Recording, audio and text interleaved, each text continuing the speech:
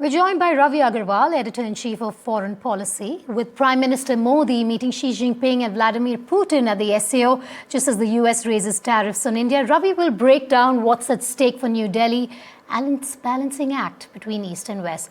Ravi, thanks for joining us. My first question is, the US has just escalated tariffs against India. How does that change the dynamics at this SCO Summit? Does it risk pushing New Delhi, even if temporarily, closer to Beijing and Moscow?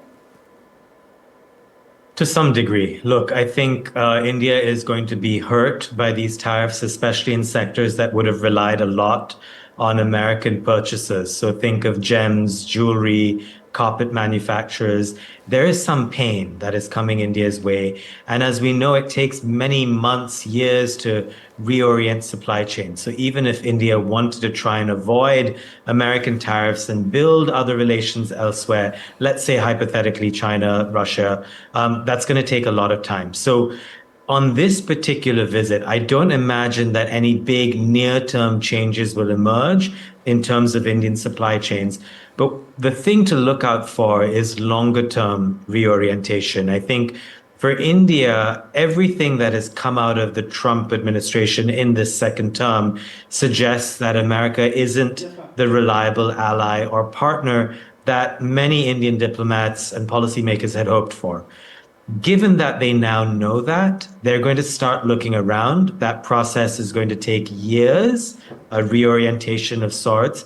What I will say, however, is I hope it doesn't go too far in another direction, because longer term, America flip-flops. America could have a new leader in 3 years, but also longer term in terms of people-to-people ties, defense ties, technology ties, the technologies of the future. India still needs the United States and vice versa. Ravi, do you think Washington, D.C. underestimates how these tariffs could affect India's foreign policy calculus, especially when India is also positioning itself as a key Indo-Pacific partner to the West? Oh, absolutely. Look, every aspect of these tariffs do not make sense to me. I mean, so first of all, yes, I think it's a foreign policy mistake on the United States' part, but let's not forget the fact that these are tariffs that will hurt the American consumer. So we know from basic economics that what happens with tariffs is that they are basically a tax that is paid for at the port of entry. So if Walmart, hypothetically, is purchasing a bunch of Indian rugs and there's a 50% tariff on it, for Walmart to have it released from the port, it will have to pay a 50% tariff. It will then choose how much of that tariff to pass on to the American consumer. Now, India might end up taking and absorbing some of that pain. We know from looking at the price index of imports that so far exporters have not been bearing the cost of the pain. So a lot of this is on America so far, and we're going to see this show up on American inflationary data in the coming months. So a lot of this, Vedika, is an own goal on America's part. And I do think that there's been a fundamental miscalculation of how other countries see America and of the options that they have to make other deals elsewhere longer term. Trump responds to data. The data hasn't come in yet. All right, moving away from DC and moving to SCO, the meeting, which is going to be an important one, with Russia now increasingly dependent on China and Beijing hosting both Indian Prime Minister Narendra Modi and Russian President Vladimir Putin, Ravi, are we likely to see a more RIC-style huddle, less about ideology, more about shared pressure from Washington? Potentially, to some degree, but there are also as many differences between these countries as there are some similarities. I think in as much as Prime Minister Modi, President Putin, President Xi Jinping, as much as they may disagree with the tariffs on the part of the United States, there's that element of commonality between them. There are many things and many divergences between these leaders. True. Look, remember also, India ultimately will act in India's strategic interests. At many levels, Russia is a pariah state today. It can still sell oil to other countries, but that's primarily because you can't afford to take Russian oil off the market. But in many other senses, Putin, for example, can't travel freely to any country that's a signatory of the ICC. India isn't, the United States isn't, which is why he can come to these two countries. But Russia is still a pariah state, and India doesn't want to tie itself too closely to Russia, nor does India want to tie itself too closely to China in the future. So my guess from speaking with Indian diplomats and policymakers in the last few weeks is that India is going to try and retain optionality. If over the last 20 years, India has hewed closer and closer to the United States, it's going to reintroduce some other options into the mix, but without getting fully into bed with any other partner. All right, let's talk about Indo-China ties now. What should we realistically expect, Ravi, from a Modi-Xi meeting on the sidelines of the SCO? Are these conversations substantive, or are they more about optics and signaling? I think it's a bit of both. Look, optics matter. I think especially when the leaders of the world's two most populous countries meet, there are ripple effects downstream. It makes it easier for other leaders, for ambassadors, policymakers to open up their own talks, for them to follow the lead of what they see, the chemistry they see, the language that they will interpret and then use in their own communications. So optics matter. High-level leadership meetings matter. They are not everything. But that's why there have been a lot of precursor talks between the two sides. The foreign minister Wang Yi, of course, visited India recently. So I think a lot of groundwork has been laid, and some of that will entail, the correct wording to try and ease some of the border tensions. We've already seen the opening up of visas. We've already seen the two sides work towards resuming direct flights between the two countries. I think people-to-people ties will be a big part of any changes we'll see. But the rest, Vedika, I think, remains to be seen in terms of the language that these two leaders will use. Now, the SCO brings together, Ravi, countries that often have deep rivalries, India and Pakistan. When it comes to mistrust, India and China. From your vantage point, does the grouping carry real weight, or is it largely symbolic? I don't think it carries real weight, Vedika. This grouping is known more for what it stands against than what it stands for.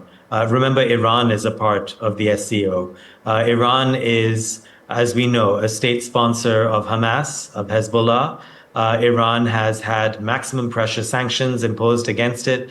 Right now, there's the chance that Europe, the so-called E3 countries, might reimpose snapback sanctions on Iran going back to the years before the Iran nuclear deal. Iran also, as I was talking about Russia, somewhat of a pariah state globally. So there is a danger in many of these groupings, especially when you have countries that are seen by Europe and the United States as pariah states.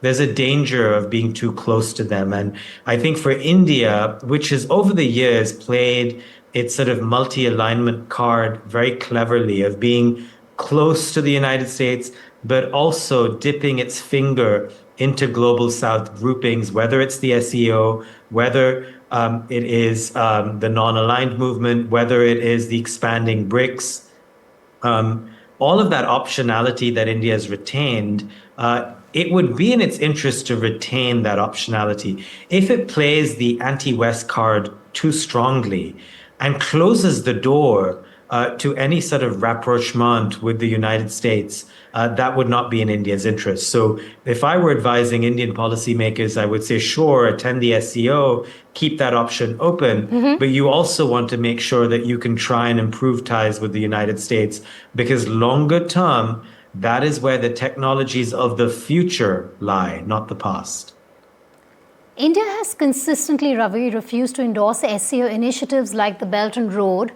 Now, does this undermine the SCO's unity, or does it actually highlight India's independent foreign policy posture?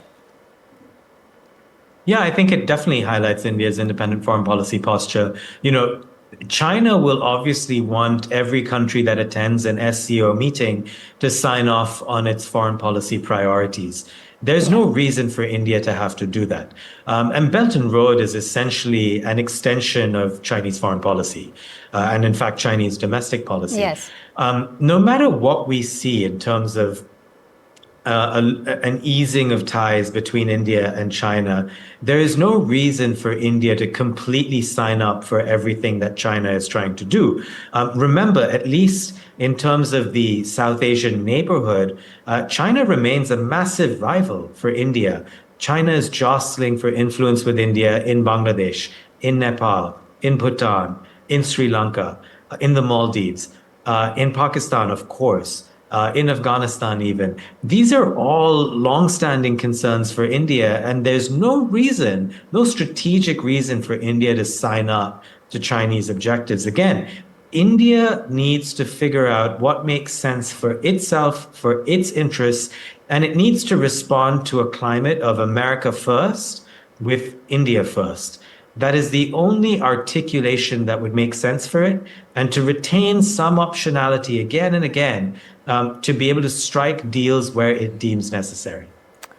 Okay, let's talk about the border tensions for a moment. Ravi, given unresolved border tensions, can the SCO realistically serve as a platform, however limited, for de-escalation between India and China, or is that what you'd call wishful thinking? I think it's wishful thinking. I think it's more likely that the meeting between Prime Minister Modi and Xi Jinping will stand on its own. I think the SCO Summit in many ways is just an excuse for them to have this meeting. And the bilateral ties are far more important than the SCO. Your viewers will, of course, remember that last year, even though India hosted the SCO, it didn't really care that much about the summit itself. India was much more focused on the G20. So I would look at bilateralism as something that's much more important.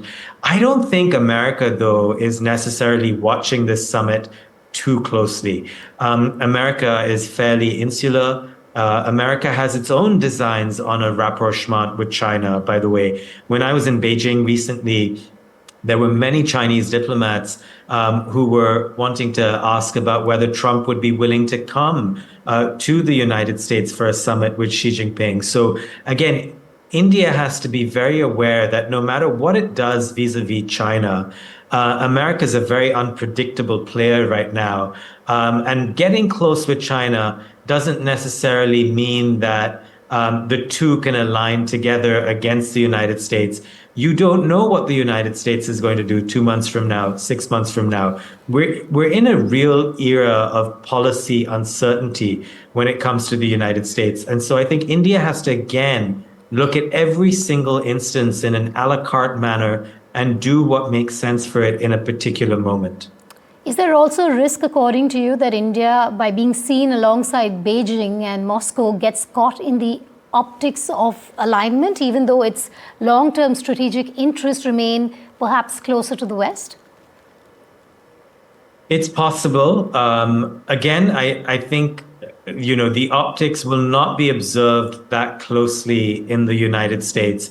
I can tell you one thing about American media. It does not closely follow these kinds of summits, these kinds of meetings elsewhere if the United States is not involved. America can be quite insular. So I don't think Americans are watching this summit.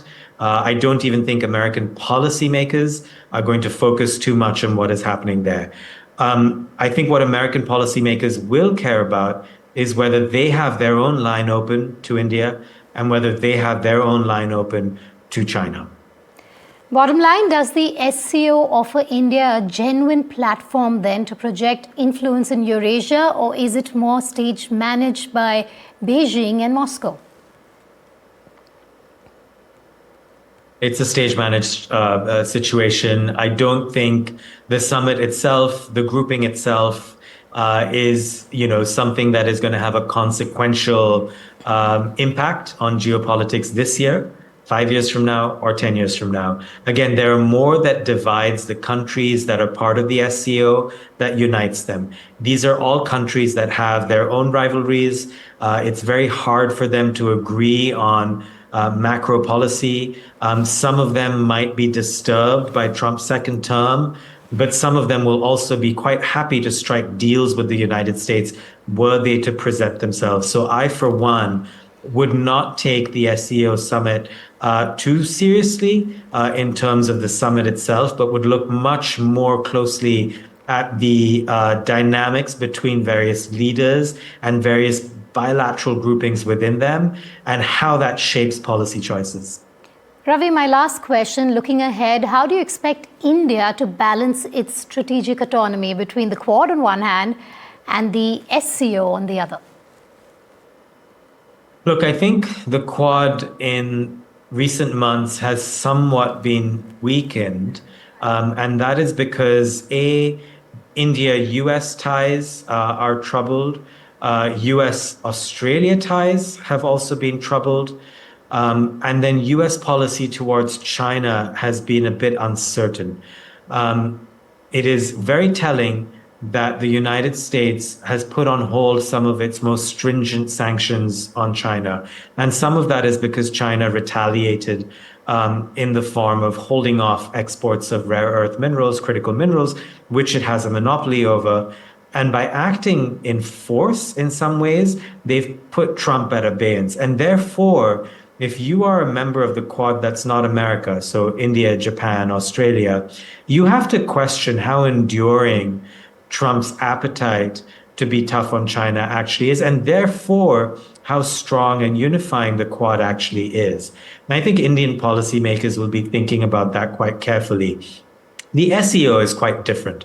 I just don't think the SCO is seen as a platform that is more than just the platform that allows people to meet each other. I don't think there are any wider strategies that unite countries within the SCO. So again, for India, policymakers will not be looking so much at these groupings as much as they will what are they getting out of it strategically, longer term? And what does that mean in terms of America's intentions and how they can make sure that they, on the one hand, stay on America's good side, get as much as they can out of that relationship without relying on it too much. So India will, if it was moving closer towards the United States, it is now going to take a little bit of a step back and advance optionality even more than it was before.